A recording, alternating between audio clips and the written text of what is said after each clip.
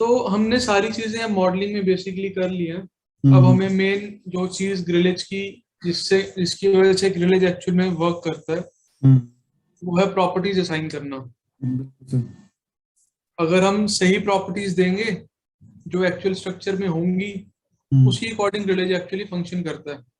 Okay. जैसे कि starting में हमने ये डिस्कस किया था कि जो भी आपके क्या कहते हैं लोड ट्रांसफर है, वो हमेशा एक शॉर्टेस्ट पाथ फॉलो करता है।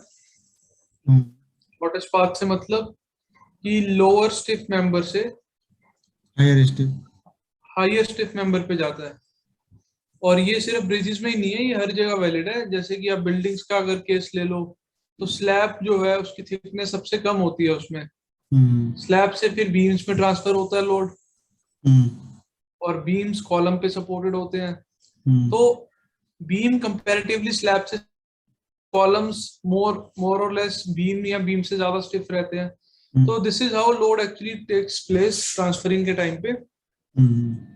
अभी हमारा मेन कंसर्न ग्रिलेज में जो है, जहाँ पे काफी सारी चेंजेस या काफी सारे लोग आके रुक जाते हैं और फिर कहते हैं ठीक है ऐसे कर लेंगे, वो है प्रॉपर्टीज असाइन करना। और प्रॉपर्टीज असाइन करने के लिए जो भी आपके लॉन्गिट्यूडनल बीम्स हैं, जैसे ये वाला बीम है, हम्म। ये वाला सेक्शन है, ये वाले सेक्शन है, हम्म। इन सारे में अलग अलग प्रॉपर्टीज आती हैं। और वो हम्म। क्यों आती हैं वो अभी हम आज डिस्कस करेंगे बहुत ही क्लियरली।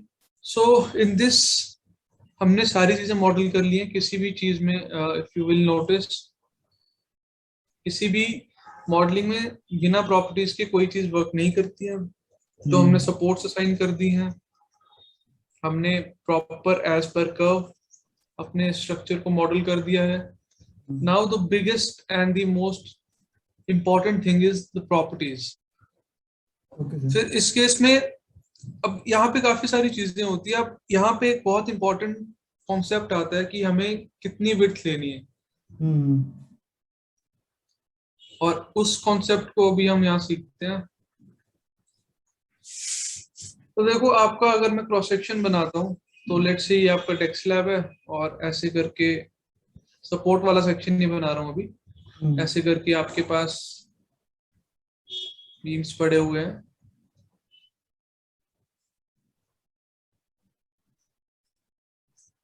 ओके, और यहाँ पे क्रैश बैरियर्स हैं या मतलब रेलिंग्स हैं एट द टॉप। ओके। सो जब मैं इस वाले बीम को प्रॉपर्टीज देने की बात करता हूँ, हम्म। एक्चुअली कुछ पोर्शन डेक का भी इसको कंट्रीब्यूट करता है। और इसीलिए मुझे यहाँ ये कितनी लेंथ लेनी है, मतलब अगर मैं इसको इंडिविजुअली बनाऊंगा तो मुझे फ्लैंज की विड्थ कितनी रखनी है, वो क्वेश्चन है। हम्म। ये सारी चीजें आती हैं। एक कॉन्सेप्ट होता है इफेक्टिव विड्थ। हम्म। अब इफेक्टिव विड्थ पहली चीज तो आ ही क्यों रहा है पिक्चर में। नॉर्मली इनकी स्पेसिंग ही ऐसी होती है कि इफेक्टिव विड्थ गर्डर की स्पेसिंग ही इक्वल होती है। ये तो मैं आपको कंक्लूजन पहले बता देता हूँ, बट ऐसा क्यों होता है वो हम डिस्कस करते हैं। तो ये चीज अगर आपको अभी आपने देख ली होगी। अब आप देखो, जब आपका ये लॉन्गिट्यूडनल सेक्शन है गर्डर का, हम्म। जब आपका गर्डर किसी लोड पर सब्जेक्टेड होगा, तो इसमें बेंडिंग होगी, और टॉप के जो मेंबर्स होंगे, अभी थोड़ा 3D में इसको अगर विजुअलाइज करें हम, ये ऐसे करके जा रहा होगा टी मतलब। हम्म। तो हमेशा टॉप पे कंप्रेशन होती है अगर वर्टिकल लोड डाउनवर्ड्स है, तो ये वाला पोर्शन कंप्रेशन में रहेगा और ये वाला टेंशन में रहेगा। अगर इसका हम्म। हम स्ट्रेस डायग्राम देखें, तो ये कुछ ऐसा सा रहेगा, है ना। ये वाला कंप्रेशन में रहेगा और ये वाला टेंशन में रहेगा। सेम मैंने यही यहाँ पे डिनोट किया हुआ है एक्चुअली। और फ्लैंज्ड बीम्स का एडवांटेज यही है कि कुछ पार्ट डेक स्लैब का भी, या मतलब जो ऊपर स्लैब होती है उसका भी रेजिस्ट करता है कंप्रेशन को।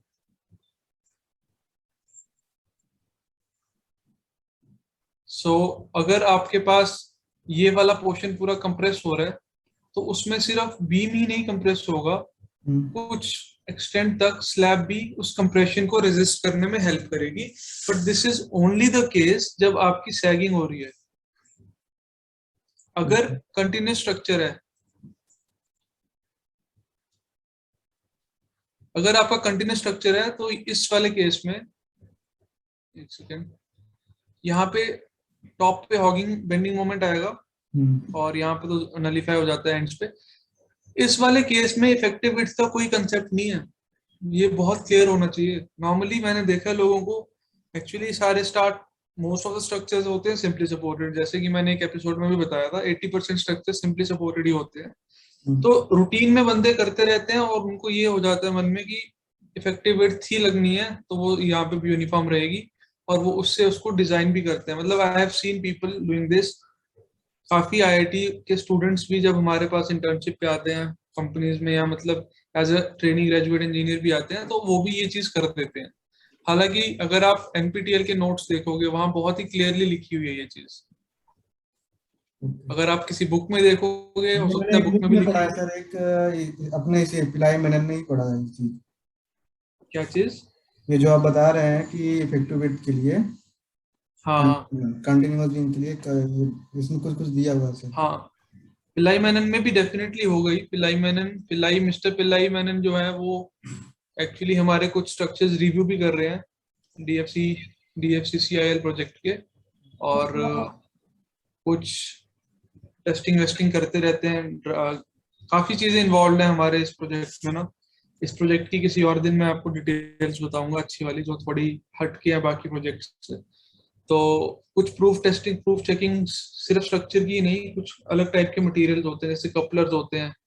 कपलर्स पे फटीग टेस्ट होते हैं, काफी टेस्ट होते हैं कि जब आपके रीइंफोर्समेंट कपलर में घुसता है तो रीइंफोर्समेंट से पहले कपलर ही फेल ना हो जाए। तो उस सारी टेस्टिंग में मिस्टर पिलाई मैनन सर्टिफाई करते हैं जब ये जाते हैं आईआईटीज में हमारे टेस्टिंग्स के लिए।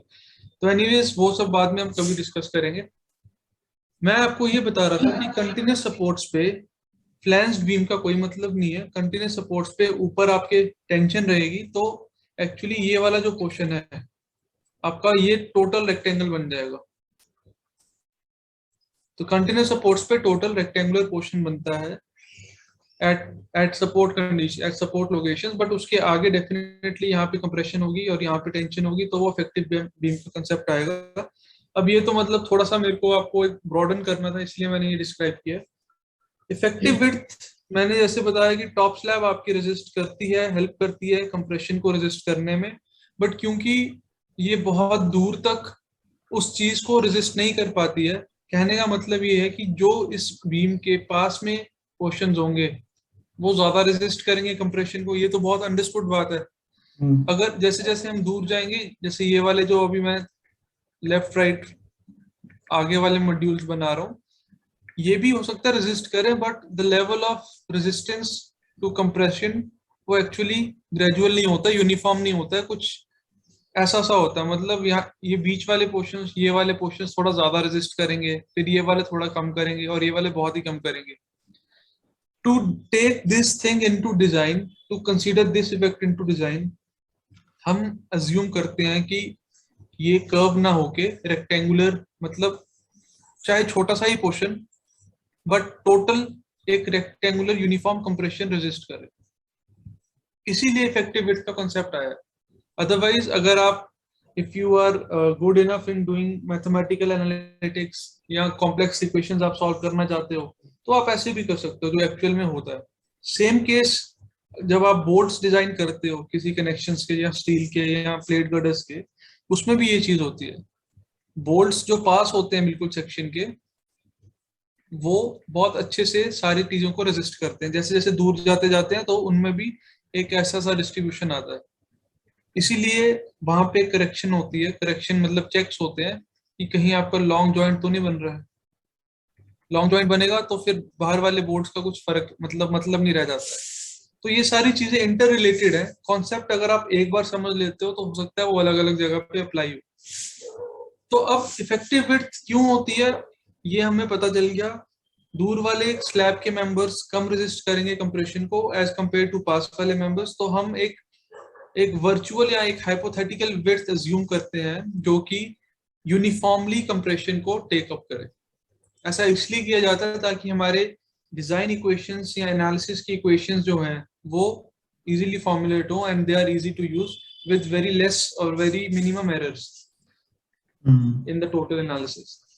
अब हम देखेंगे कि इफेक्टिव विड्थ लेनी कितनी है और किस चीज पे वो डिपेंड होती है। तो इसके लिए since we are doing bridges, तो IRC 112 में बहुत ही क्लियरली दिया हुआ है। पहले IRC 22 में या 21 में जो पहले के कोड्स थे उनमें भी दिया गया था, अभी भी दिया गया है, बट IRC 112 में ये क्लियरली चीज मेंशन्ड है। तो अभी मैं कोड की वो लाइंस देखता हूँ अगर किसी स्नैपशॉट पे पड़ी है, अदरवाइज मैं कोड ही खोल लेता हूँ। सो आपको अगर स्क्रीन पे अभी कोड डिस्प्ले हो रहा होगा, यस यहाँ पे है।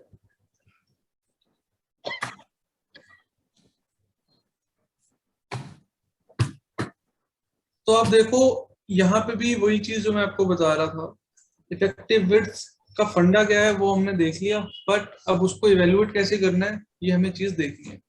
इसमें सबसे इंपॉर्टेंट चीज है एल नॉट, मतलब स्पैन। तो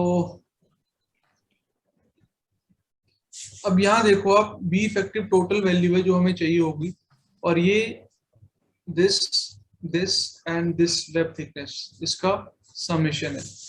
नॉर्मली बी इफेक्टिव 1 और बी इफेक्टिव 2 इनर गर्डर के लिए तो सेम ही रहती है क्योंकि स्पेसिंग ये वाली सेम रहती है, बट वो इवेलुएट हो सकती है बहुत इजीली। ये फॉर्मूलाज दे रखे हैं, बट ये डिपेंडेंट है एल नॉट पे, और इसकी मैक्सिमम लिमिट भी है 0.2 एल नॉट। तो कुछ भी नहीं करना है, हमें यही चीज एक्चुअली इक्वेशंस में डालनी होती है और हमें वैल्यूज निकालनी है। But what I want to tell you is L naught है क्या चीज। तो अगर आप नीचे पढ़ोगे, एल नॉट यहाँ लिखा है यहाँ वाले क्लॉज में, it is a distance between points of zero moments. ठीक है, सो इस चीज को पहले मैं थोड़ा क्रॉप कर लेता हूँ, चलो इस पर बाद में आते हैं। अब अगर आपके पास लॉन्गिट्यूडनल बीम है, लॉन्गिट्यूडनल बीम है, तो पॉइंट ऑफ जीरो मोमेंट्स तो उसके, और सिंपली सपोर्टेड है, पहली की चीज तो ये कि सिंपली सपोर्टेड है, तो पॉइंट ऑफ जीरो मोमेंट्स उसके एंड्स ही होंगे, मतलब ये वाला एंड और ये वाला एंड। तो उस केस में जो भी आपकी इफेक्टिव लेंथ या स्पैन की लेंथ होगी, या bearing centre to bearing centre जो भी डिस्टेंस होता है, वही आपका एल नॉट बन जाता है फॉर मेन गर्डर्स।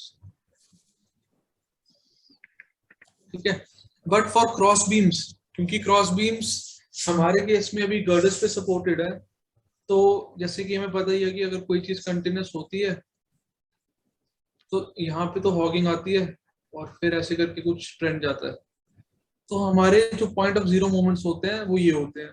नॉर्मली आप centre to centre of girders भी ले सकते हो, बट क्योंकि जब कोड में बहुत क्लियरली लिखा ही हुआ है कि point of centre two point of zero moments के बीच का डिस्टेंस ही एल नॉट लेना है, तो आप 0.7 से 0.8 भी ले सकते हो। मतलब जो अगर आपके गर्डर्स की स्पेसिंग 3 मीटर है मेन गर्डर्स की, सो 0.7 इंटू 3 एंड 0.8 इंटू 3, इसके बीच में आप कोई भी वैल्यू अडॉप्ट कर सकते हो।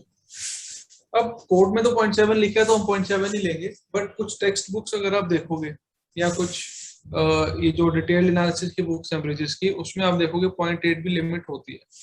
तो हम कोड वाला ही फॉलो करेंगे। तो this was only for and cross beam.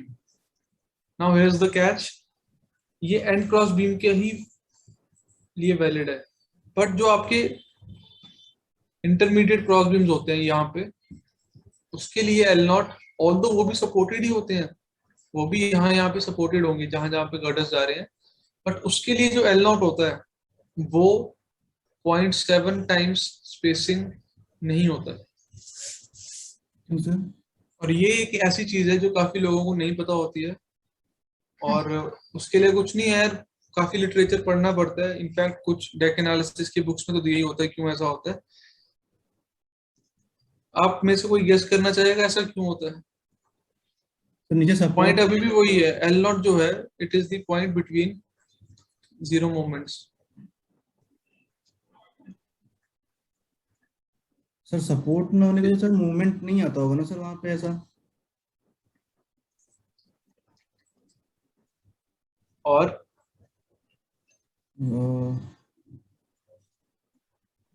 Equation ये हो सकता है सर। चलो अब आपको स्टार्ट दिख रहा ना, हम्म। पहले हम इसको ऑन कर लेते हैं। तो होता क्या है बेसिकली, यहाँ पे जब आप देखोगे सपोर्ट्स में, या मतलब अगर मैं लॉन्गिट्यूडनली बात करूं तो बीएमडी गर्डर्स का कुछ ऐसा होगा, ये मेन गर्डर्स की डायरेक्शन है, यहाँ पे मैक्सिमम बेंडिंग होगी, मतलब अराउंड सेंटर आपके पास मैक्सिमम बेंडिंग मोमेंट आएगा। बट सपोर्ट्स में मैक्सिमम बेंडिंग मोमेंट नहीं होता है, इनफैक्ट जीरो होता है. तो it is very much, it should B clear कि अगर हम इसको ऐसे देखते हैं इस वे में,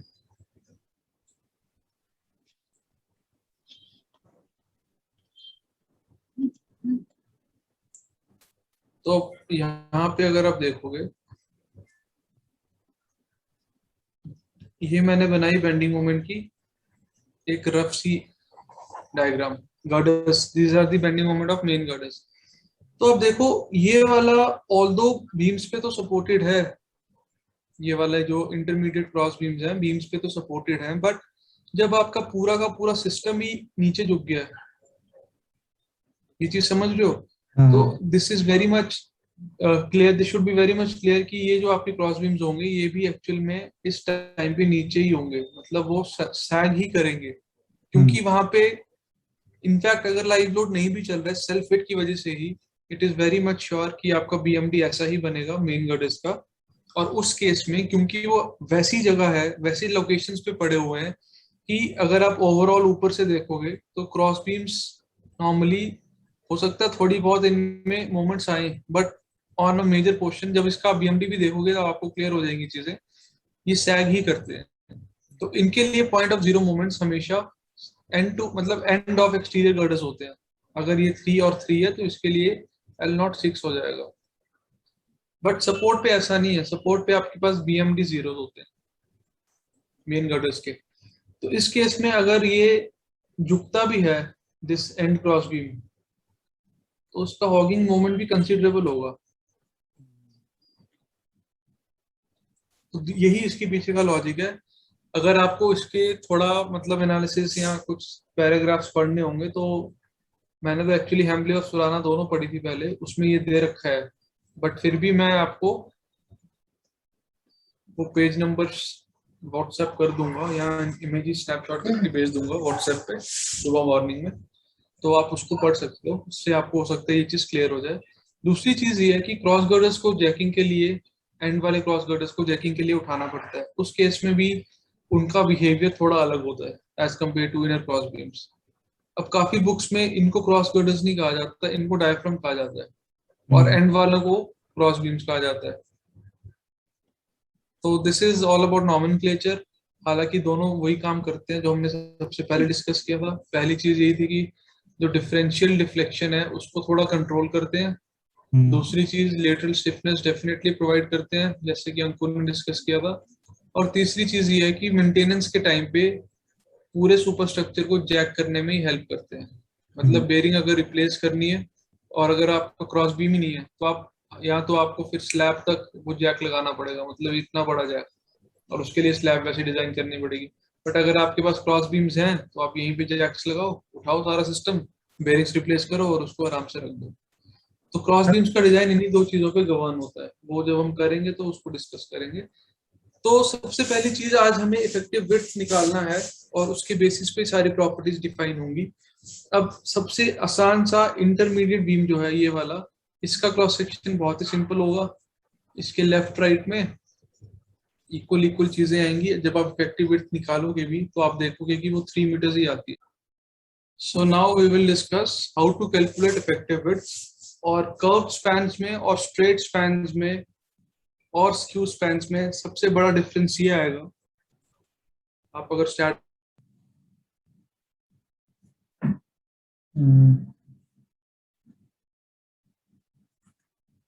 सॉरी इंटरमीडिएट बीम्स के लिए या इंटरमीडिएट G2 जिसको हमने नाम दे रखा है, इसके लिए इफेक्टिव विड्थ तो यूनिफॉर्म रहेगी, जो कि आपके normal skew normal what we say square structures में या मतलब राइट स्ट्रक्चर्स में और स्क्यू स्ट्रक्चर्स में भी सेम रहती है. लेकिन जो एक्सटीरियर गर्डर्स हैं, इस पोर्शन के लिए इसकी विड्थ अलग है, इस पोर्शन के लिए इसकी विड्थ अलग है. तो अकॉर्डिंगली ये वाला जो पोर्शन होगा, जो ओवरहैंग पोर्शन होगा आउटर गर्डर्स का, this will be fixed in all cases but this will very. उसी अकॉर्डिंग हमें मॉडलिंग में ये सारी चीजें देनी होती है. तो इसीलिए यहाँ पे कर्व स्ट्रक्चर में ये एक्सरसाइज बढ़ जाती है. But I have seen people जो कुछ भी नहीं मतलब ज्यादा मॉडलिंग को इतना प्रिसाइज नहीं करते हैं, वो इसका और इसका एवरेज ले लेते हैं, क्योंकि ये मैक्सिमम ऑर्डिनेट यहाँ पर होगा। एक सेकेंड, मतलब इस वाले पॉइंट का और इस वाले पॉइंट का एवरेज ले लेते हैं और वो इस जोन में प्रोवाइड कर देते हैं, सिमिलरली इस जोन में प्रोवाइड कर देते हैं, और फिर सेम इसका और इसका एवरेज ले लेते हैं और इस जोन में प्रोवाइड कर लेते हैं। उनकी अप्रोक्सीमेशन ठीक है, but when you are a beginner तो I must tell you what should be the actual thing. Actual में स्ट्रक्चर तो जैसे हम मॉडल करेंगे और जैसे वो बिहेव करेगा, वो दोनों जितने क्लोजली हम इंटरलिंक कर सकते हैं वो हमें करनी चाहिए। But this is all subject to availability of time. Companies में आपको टाइम में मिलता है नहीं, वो तो कहते हैं एक दिन में ये आरसीसीटीवी में करके दे दो, और अगर आप रिलेज ही बनाते रहोगे ट्रांसलेशन रिपीट से और प्रॉपर्टीज ही साइन करते रहोगे मैनुअली, तो एक दिन में मॉडलिंग भी सही से नहीं होती है। इसीलिए हमें एक्सेल और इसको कलेक्टिवली यूज करना पड़ता है। और अब हम देखेंगे इसको कैसे हमने बहुत सही तरीके से हम यूज करेंगे। पहले मैं इंटरमीडिएट वाले की इफेक्टिव विड्थ कैलकुलेट करके बताता हूँ। एंड वी नो, अभी आपको व्हाइट बोर्ड डिस्प्ले हो रहा है जिसमें ऑलरेडी इमेज क्रॉप्ड है। हो रहा है सर। ओके, तो बस अभी हमें कुछ भी नहीं करना है, इसी को फॉलो करेंगे। हमारे पास गर्डर्स की स्पेसिंग है 3 मीटर्स, ठीक है। पहले हम इनर गर्डर्स की इफेक्टिव विड्थ कैलकुलेट करते हैं। Spacing is 3 metres and B effective 1 और बी इफेक्टिव 2 हम निकालेंगे, जो ये वाले फैक्टर्स हैं। और बी डब्ल्यू, अब देखो यहाँ पे भी थोड़ा सा कैच है। सपोर्ट कंडीशन में आपका गर्डर ऐसे होगा और जो मिड वाला सेक्शन होगा वहां पे आपका गर्डर ऐसे होगा, ठीक है। बट ये रिब से ज्यादा फर्क नहीं पड़ेगा, वो तो टोटल इफेक्टिव विड्थ ऊपर आ ही जाएगी। तो हम बहुत ही प्रिसाइजली इन सारी चीजों को करेंगे।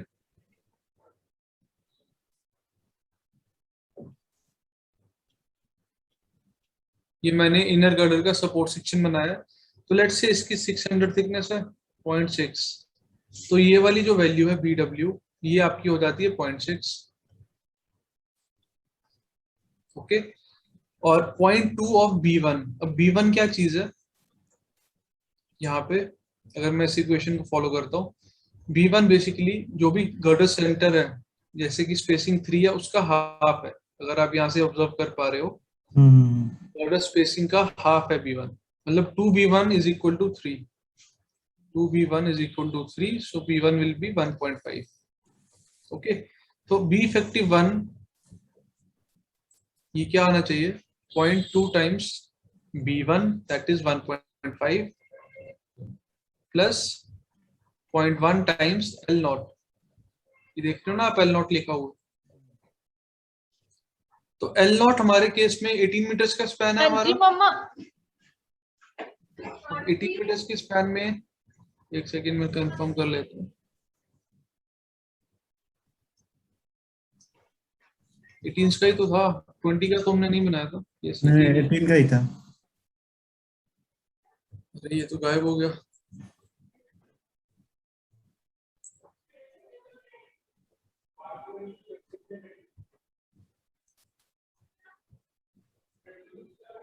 तो बी इफेक्टिव 1 के लिए हमें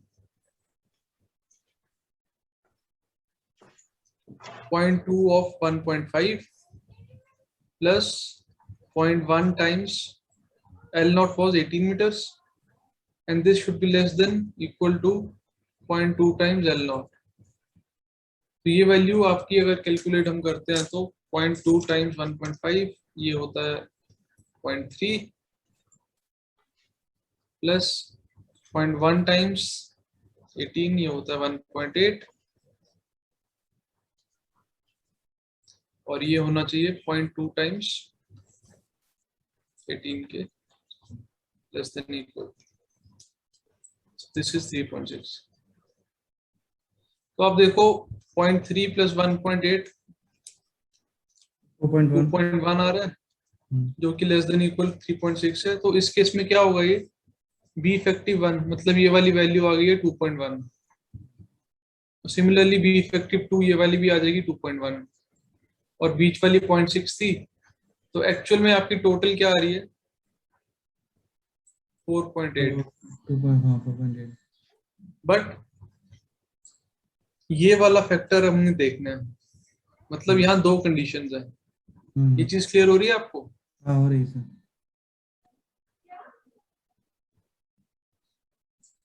एक तो ये कंडीशन है, इससे हमने निकाल लिया टोटल 4.8 आता है इस वाले फॉर्मूला से, and it should be less than equal to B I. B I क्या था? स्पेसिंग। इसीलिए मोस्ट ऑफ द केसेस में जो भी इफेक्टिव विड्थ की टोटल रेंज होती है, गर्डर्स की स्पेसिंग आ जाती है इनर गर्डर्स में। इनफैक्ट इनर गर्डर्स में तो बहुत ही ज्यादा क्लियर है, आपको निकालने की भी जरूरत नहीं पड़ती है। तो 3 ही आपकी स्पेसिंग आती है, मतलब spacing between the girders he effective width आती है इनर बीम्स के लिए। बट आउटर बीम्स के लिए ये चीज थोड़ी सी अलग हो जाती है। अलग इसलिए हो जाती है क्योंकि ये वाला पोर्शन में आपके पास बी इफेक्टिव 1 जो है वो अलग कैलकुलेट होता है, तो वो रहेगा ही रहेगा। इस क्वेश्चन में ऑलरेडी आपके पास इतना ही अवेलेबल है। आप इसका इस साइड पे वो कंट्रीब्यूशन ले सकते हो जो कि रिड्यूस करके चीज आती है। मतलब लेट्स से अगर टोटल इस फॉर्मूला से 4.8 आ रही है, तो हो सकता है, अभी निकालते हैं इसको भी, हो सकता है अगर ये 5.8 हो जाए तो 5.8 इसमें से हाफ तो आपको पता ही है ये वाला बीम लेके है, तो हाफ ही यहाँ बचेगी जो कि 1.5 होगी। और जितनी यहाँ अवेलेबल स्पेसिंग है उतनी तो बी आई होगी ना। इसीलिए आउटर गर्डर्स में ओवरहैंग पोर्शन तो पूरा लेते हैं, और ये जो आपके इनर वाले गर्डर्स होते हैं उसका हाफ आ जाता है। कैलकुलेट करके भी देखते हैं इसको। तो ये तो आउटर पोर्शन की बात थी। सेम इनर पोर्शन मतलब मिड सेक्शन की बात करेंगे तो वो भी ऐसे ही होगा, क्योंकि आपने देखा कि बी विड्थ इसका रोल ज्यादा रहता नहीं है, क्योंकि वो वैल्यू हमें इससे कम, नॉर्मली ये वाली वैल्यू इससे ज्यादा आती है, तो हमें ये एटलीस्ट रखनी होती है, मैक्सिमम ये रखनी होती है। अब हम आउटर गर्डर की बात करते हैं। आउटर गर्डर कुछ आपका ऐसा होगा,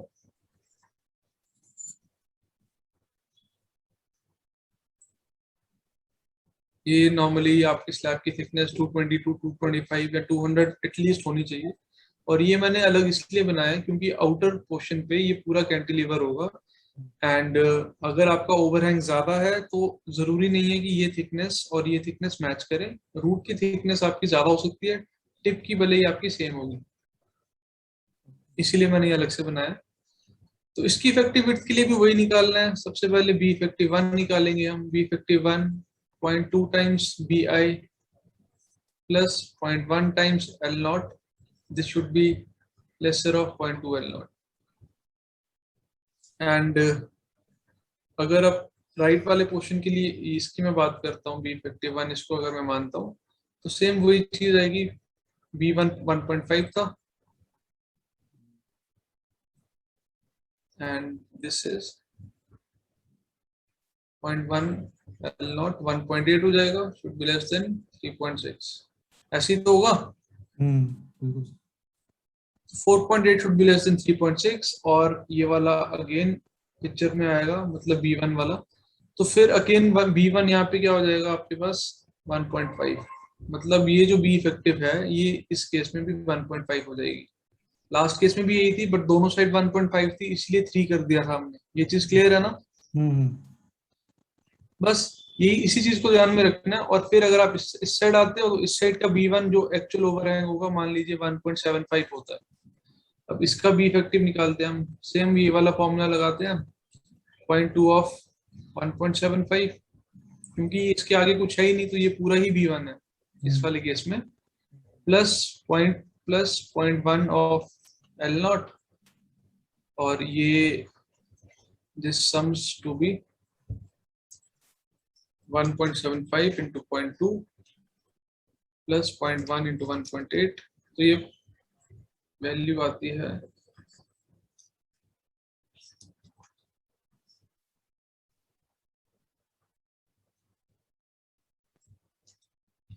2.15, और ये लेस देन इक्वल होनी चाहिए 3.6 के, जो कि है, बट B1 के भी लेस देन इक्वल होनी चाहिए। तो अगर ये मान लो 3 मीटर होता तो यहाँ पे 2.15 हम ले सकते थे, बट क्योंकि ये B1 के भी लेस देन होनी चाहिए, तो B1 इस केस में 1.75 ही है, तो ये वाली डायमेंशन 1.75 हो जाएगी। इन नटशेल आउटर गर्डर्स के लिए जो भी ओवरहैंग होता है दिस प्लस जो भी गर्डर स्पेसिंग होती है उसका हाफ जनरली इफेक्टिव विड्थ आती है। ओके। ठीक है, तो इसी चीज को अब हम यूज करेंगे हमारी प्रॉपर्टीज इवेल्युएट करने में और प्रॉपर्टीज असाइन करने में। बट ये सिर्फ बात थी गर्डर्स की, मेन गर्डर्स की। हमें एंड बीम्स भी देने हैं, इनर क्रॉस बीम्स भी देने हैं, उसके लिए भी आपको यही चीज करनी है फॉलो